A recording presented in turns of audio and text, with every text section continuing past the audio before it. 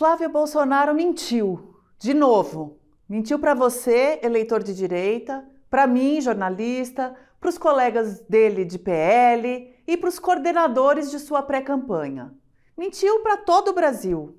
Flávio Bolsonaro visitou Daniel Vorcaro depois que o banqueiro foi preso, depois que a Polícia Federal o deteve tentando embarcar num voo para o exterior, depois que o Banco Central liquidou o Master, depois que o escândalo virou escândalo. Flávio foi até a casa do irmão, que estava em liberdade restrita, com tornozeleira eletrônica. Afinal, ele tinha prometido estar sempre com Vorcaro, né?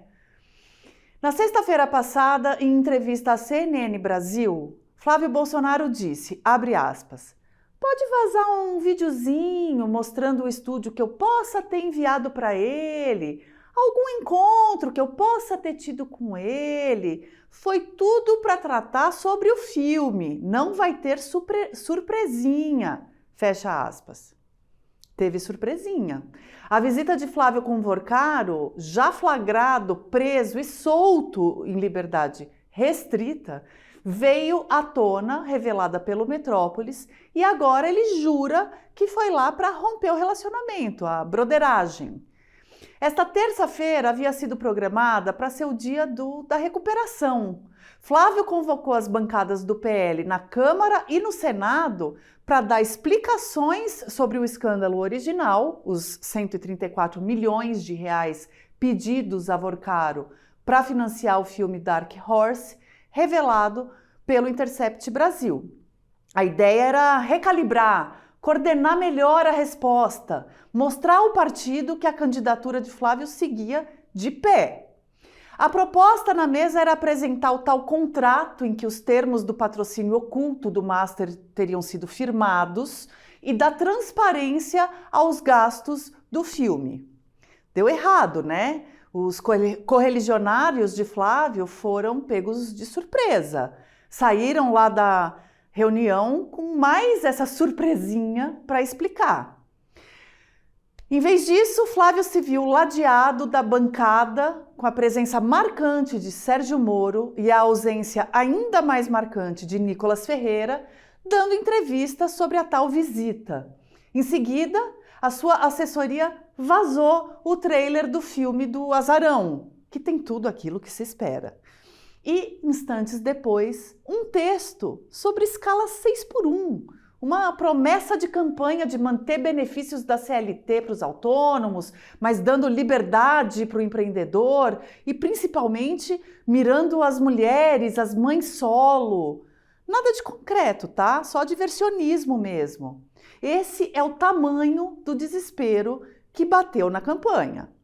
Até aqui, a estratégia de Flávio foi pedir dinheiro para banqueiro suspeito, não dar conta do destino desse dinheiro, visitar o parça preso, negar tudo até não poder mais negar e então admitir o mínimo possível, a conta-gotas.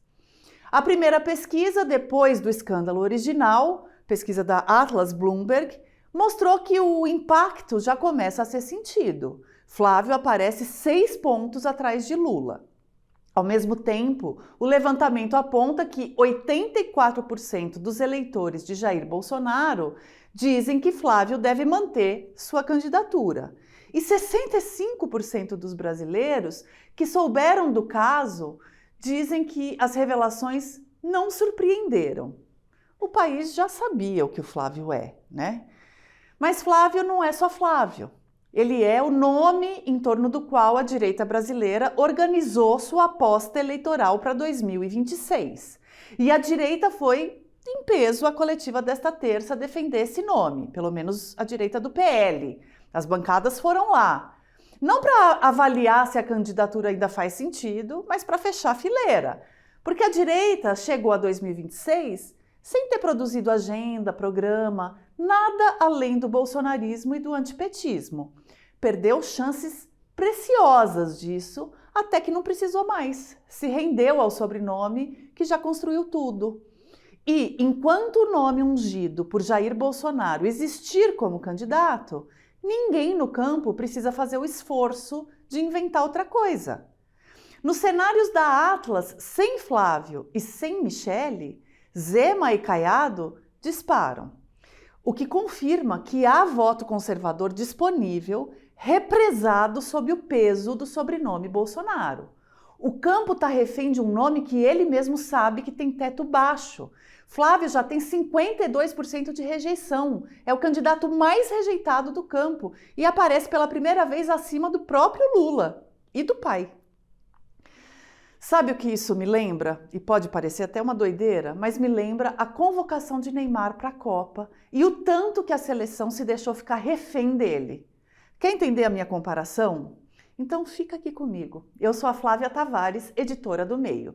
Nos últimos dias eu tive uma das experiências mais legais com os nossos assinantes premium aqui do Meio. Eu mandei um e-mail pedindo sugestões de perguntas para eu fazer para o queridíssimo Creomar de Souza, cientista político, nosso colunista, fera demais na análise de risco, que vai dar o curso Desvendando Brasília aqui no Meio. A gente achava que iam chegar poucas respostas, todo mundo na correria, né? Foram quase 400. Eu li todas e o carinho da nossa audiência e dos assinantes premium comigo, com o Creomar e com o Meio foram incríveis. O curso está em pré-venda com desconto de 30% até amanhã, quarta-feira. Não fica fora dessa, vai. Dia 25, eu e o Creomar vamos fazer a aula inaugural aberta aqui no YouTube, 5 da tarde. Eu te espero lá. E aproveita e assina o Meio, são só R$15 por mês.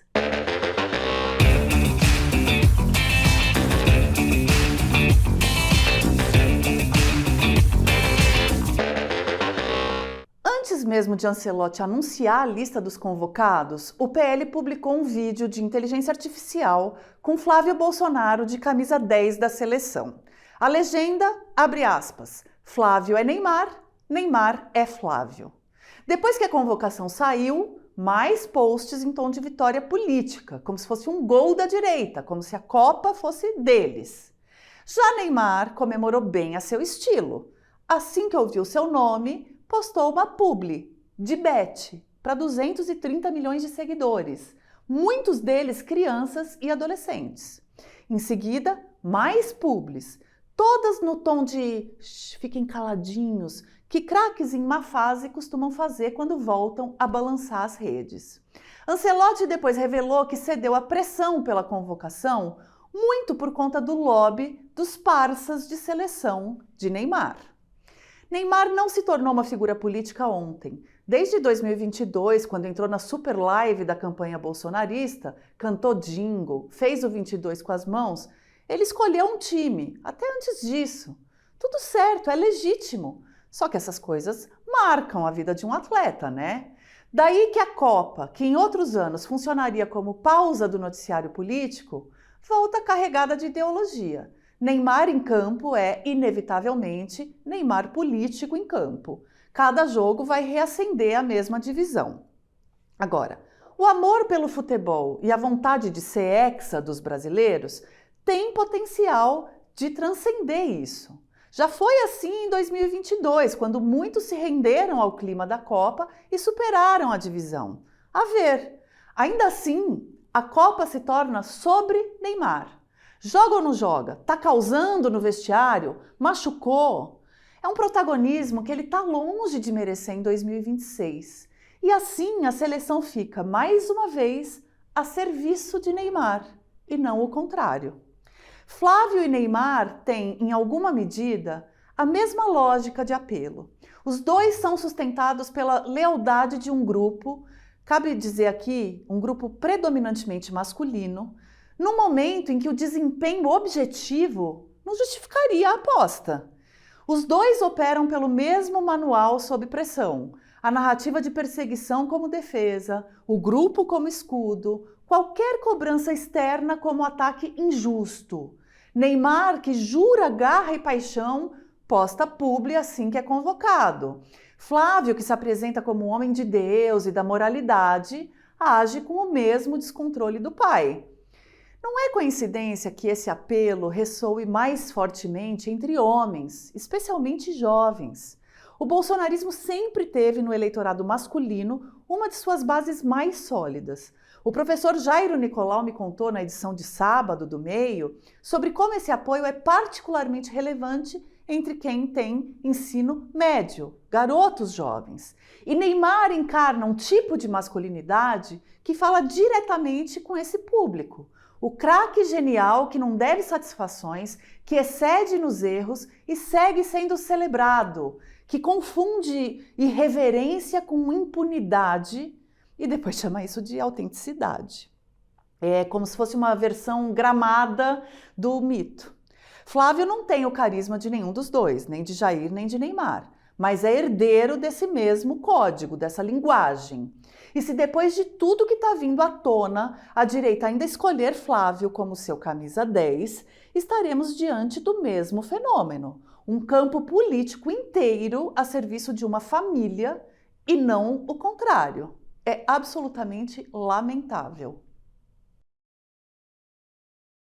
Ei, peraí, atenção, não rola ainda pro próximo vídeo não, tá? Por apenas R$15, o Meio Premium te dá acesso imediato ao nosso streaming exclusivo. Imagina só entrevistas inéditas com nomes como José Dirceu, Sérgio Abrantes, Felipe Nunes e uma biblioteca de séries e documentários originais. Mas não para por aí não, tá? Nossas newsletters especiais trazem reportagens que desvendam da política à tecnologia. É o jornalismo que te prepara para entender de verdade os bastidores dos assuntos que movem o Brasil e o mundo, muito além da manchete. Assine o Meio Premium agora.